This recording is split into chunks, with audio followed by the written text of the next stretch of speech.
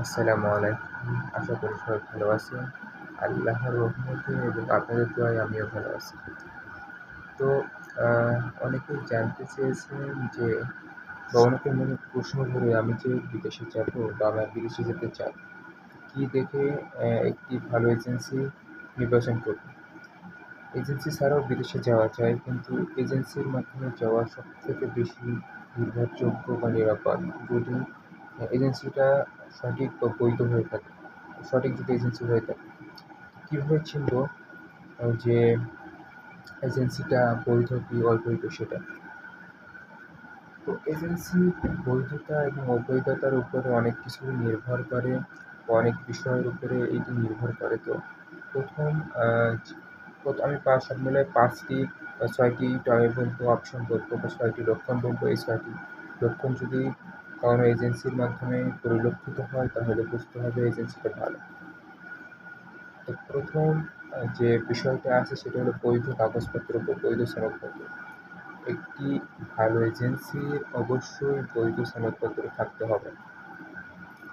বৈধ সনদপত্র মানে বাংলাদেশ সরকারের অনুমোদিত সার্টিফিকেট। তো এজেন্সির সনদ আ ভুয়া এজেন্সিগুলা অনেকেই ভুয়া কাগজপত্র তৈরি করে, সনদ তৈরি করে। তো আমাদেরকে এই বিষয়টা খেয়াল রাখতে হবে যে এদের সনদপত্রগুলো কি আসল? সনদপত্রগুলো চেক করার জন্য আ তাদের আ অনলাইনে আমাদের অনলাইনে বিভিন্ন অপশন আছে। সেখানে গিয়ে এজেন্সির নাম টাইপ করে বা এজেন্সির লোকেশন ইত্যাদি টাইপ করলে আমরা এর অবৈধতা বা বৈধতা সম্পর্কে জানতে পারবো অনায়াসে। তো বৈধতা এবং অবৈধতার উপরে অনেক কিছু অনেক বিষয় নির্ভর করে। কারণ বৈধ এজেন্সিগুলো সহজে প্রতারণা করে না। আবার এমনও হতে পারে যে একটি দুর্নীতিবাজ এজেন্সি কোনোরকমভাবে তাদের বৈধতা অর্জন করছে। সেক্ষেত্রে আমাদের প্রথম পয়েন্টের দিকে শুধুমাত্র খেয়াল করলে হবে না। এই ৬ টি পয়েন্টের দিকেই পুরোটা লক্ষ্য রেখে আমাদের এজেন্সি বাছাই করতে হবে। ২য় নাম্বার যে বৈশিষ্ট্যটা হলো সেটি হলো আ ভালো এজেন্সির আ সোশ্যাল মিডিয়া এবং অনলাইন প্ল্যাটফর্ম থাকে।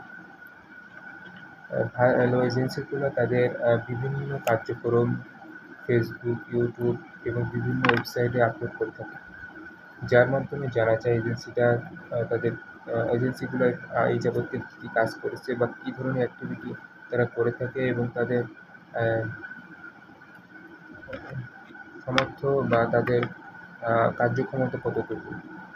এজেন্সির বিভিন্ন আ মন্তব্য সম্পর্কে আমরা অনলাইনে বিভিন্ন সাইটে দেখতে পারি। যেমন ফেসবুকে অ্যা ভালো এজেন্সির অবশ্যই তাদের প্রোফাইল থাকবে। সেখানে আ তাদের এই যাবৎকাল বিভিন্ন কার্যক্রমের ছবি, ভিডিও বা তারা যে এজেন্সির মতন বিদেশি নতুন এজেন্সি সেগুলো দেখায় তারা। তাদের ক্লাসের বিভিন্ন ক্লাস ইত্যাদি তারা দেখায়। তো সেখানে বিভিন্ন মানুষ যারা ওখানে তাদের সাথে পরিচিত হয়, তাদের সাথে ক্লাস করে যারা এজেন্সির মতো বিদেশে যায়, তারা তাদের মন্তব্য তাতে পেশ করে। তো সেক্ষেত্রে আমরা এসব বিষয় অনলাইনে প্ল্যাটফর্ম দেখে বুঝতে পারবো এজেন্সিরা ভালো কিনা এবং একটা ভালো এজেন্সির কনটেন্টগুলা আ ওয়েবসাইটগুলো একটু উন্নত হবে। তাদের পরিচিতি তাদের যে কার্যক্রমগুলো যে দেশে তারা নিচ্ছে সে দেশের সাথে সম্পর্কটা অনেক উন্নত হবে তাদের। তো এটা হলো ২ নম্বর পয়েন্ট। ৩ নম্বর পয়েন্ট যেটি আছে সেটি হলো এজেন্সিটা ভালো এজেন্সি অনেক সময় পুরাতন হয়ে থাকে। একটি নতুন এজেন্সি একটি এজেন্সি নতুন খুলছে। সে আ ধরলাম সেটি বৈধ কিন্তু তাদের কার্যক্রম নতুন। সেজন্য তাদের বিস্তার বা তাদের সীমা কম হইতে পারে। ভালো এজেন্সির অনেক অভিজ্ঞতা থাকে, পুরাতন এজেন্সির অনেক অভিজ্ঞতা থাকে, নতুন এজেন্সির অনেক অভিজ্ঞতা কম থাকে। সেক্ষেত্রে আ এজেন্সি বাছাইয়ের ক্ষেত্রে অবশ্যই পুরাতন এজেন্সি বাছাই করতে হবে কারণ সেটি নির্ভরযোগ্য, ভালো ব্যবসা করার কারণে এবং ভালোভাবে তাদের কার্যক্রম করার কারণেই এই জগৎটায় তারা টিকে আছে। তো ভালো একটি এজেন্সি অবশ্যই পুরাতন হয়। তো পুরাতন এজেন্সি থেকে বাছাই করলে ভালো এজেন্সি পাওয়ার সম্ভাবনা, সুযোগ বেশি থেকে থাকে। তার মানে এই না যে একটি পুরাতন এজেন্সি সবসময় ভালো হবে, নতুন এজেন্সি ভালো হয়। আমি এই জন্য বলতেছি যে আমরা নিজেকে কীভাবে সাবধান রেখে সম্পূর্ণ নিরাপদে একটি ভালো এজেন্সি খুঁজে বের করতে পারবো, সেটি একটি ভালো এজেন্সি অবশ্যই পুরাতন হতে হবে। তারপরে যে পয়েন্ট হচ্ছে সেটি হলো লেনদেনের স্বচ্ছতা। তাদের যে লেনদেন আছে, তাদের যে লেনদেনের কার্যকরী আছে সেটি পুরো স্বচ্ছ হতে হবে। অনেক এজেন্সি আছে যারা বৈধ, কিন্তু এমন হয়ে থাকে যে চান্স না পাওয়ার কারণে, যে আমি ইন্টারভিউ দিলাম, কলেজের জন্য অ্যাপ্লাই করলাম কিন্তু চান্স পেলাম না, তার পরবর্তীতে আমরা যে টাকা পয়সাগুলো দিয়েছিলাম সেগুলো তারা দিতে গড়িমসি করে বা কিছু দেয়, পরবর্তীতে দিতে চায় না, দিতে লেট করে, ইত্যাদি বিষয়গুলো হয়ে থাকে। তো একটি ভালো এজেন্সি অবশ্যই কারেন্ট পেইড করে থাকে, অর্থাৎ আমি চাইতে পারলাম না তারপর তাৎক্ষণিক তারা পেমেন্ট ব্যাক করে দেয়, এটি একটি ভালো এজেন্সির লক্ষণ। তো এটি বুঝবো কীভাবে? এটি বোঝার জন্য যারা অতীতের ছাত্র আছেন তাদের কাছ থেকে বিভিন্ন বা অনলাইনে তাদেরকে কাজগুলো দেখতে হবে। তারা যে নতুন পাঠাচ্ছে এগুলো তাদের লেনদেন অবস্থা কেমন সেগুলো হালকা জানা বোঝা করলেই আমরা জানতে পারবো। তো আমরা বুঝলাম অবশ্যই লেনদেনের স্বচ্ছতা থাকতে হবে। লেনদেনের স্বচ্ছতা না থাকলে আমরা এই এজেন্সির মাধ্যমে বিপদে পড়তে পারি এবং টাকা আদায় করতে আমাদের সমস্যা হতে পারে। লেনদেনের স্বচ্ছতা অবশ্যই এটি থাকতে হবে। তো তার পরবর্তীতে যে বিষয়টা সেটা হলো সম্পূর্ণ প্রক্রিয়া জেনে নেওয়া।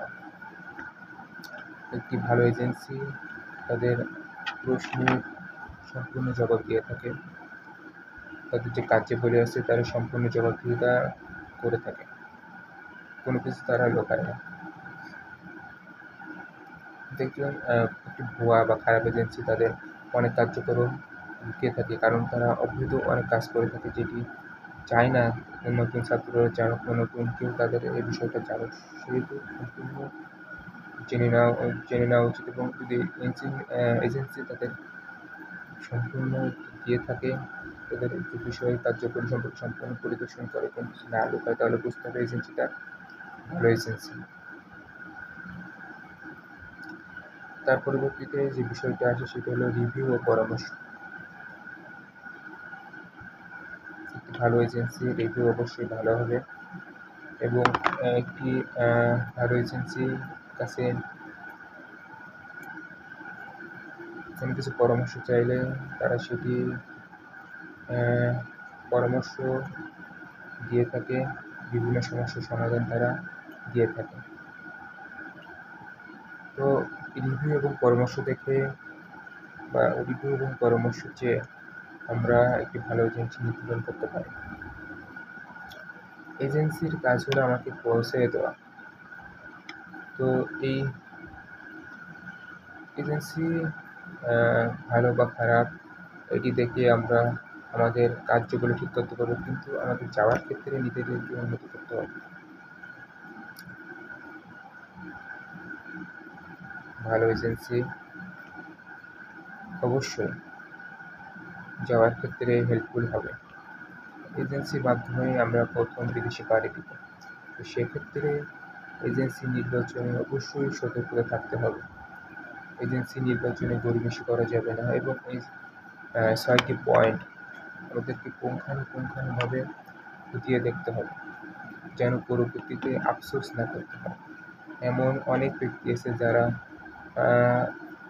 এজেন্সি সঠিকভাবে নির্বাচন না করার কারণে বর্তমানে খারাপ পরিস্থিতির শিকার হতে হচ্ছে। হয়তোবা তারা যেতে পারে নাই, পেমেন্ট করছে, পেমেন্ট করার পরেও না যাওয়ার কারণে সে টাকা ব্যাক পাচ্ছে না, সে টাকা তারা দিতে গড়িমসি করতেছে, ইত্যাদি বিষয়গুলো সংঘটিত হয়ে থাকে। তো রিভিউ করে, তো এই বিষয়গুলো আমাদেরকে খেয়াল রাখতে হবে। এজেন্সির সাথে সবসময় ভালো আচরণ করতে হবে, সাহায্যপূর্ণ সৌহার্দ্যপূর্ণ আচরণ তাদের সাথে করতে হবে, বন্ধুসুলভ আচরণ করতে হবে। এজেন্সির সাথে ভালো আচরণ করার মাধ্যমেই আমরা নিজেকে একটি ভালো জায়গায় পৌঁছাতে পারবো, এবং ভালো এজেন্সি সবসময় সাহায্য করে। বিদেশে যাওয়ার পরেও অনেক ভালো এজেন্সি আমাদেরকে বিভিন্ন বাসস্থানের ক্ষেত্রে নিউজ পেপারে বিভিন্ন হেল্পফুল বিষয়গুলো আমাদের খুব সাহায্য করে থাকে। তো এইসব বিষয় দেখে আমরা একটু ভালো এজেন্সি নির্বাচন করতে পারবো। আশা করি আমি যে ৬টি পয়েন্ট বলেছি, এই ৬টি পয়েন্ট যদি কেউ পুঙ্খানুপুঙ্খানুভাবে পরিলক্ষিত করে প্রাথমিকভাবে, সেই এজেন্সিটা ভালো হওয়ার সম্ভাবনা 99% ইনশাআল্লাহ। সবাইকে ধন্যবাদ। আমার জন্য দোয়া করবেন যেন আমি আমার সমস্যাগুলো কাটিয়ে উঠতে পারি। আসসালামু আলাইকুম।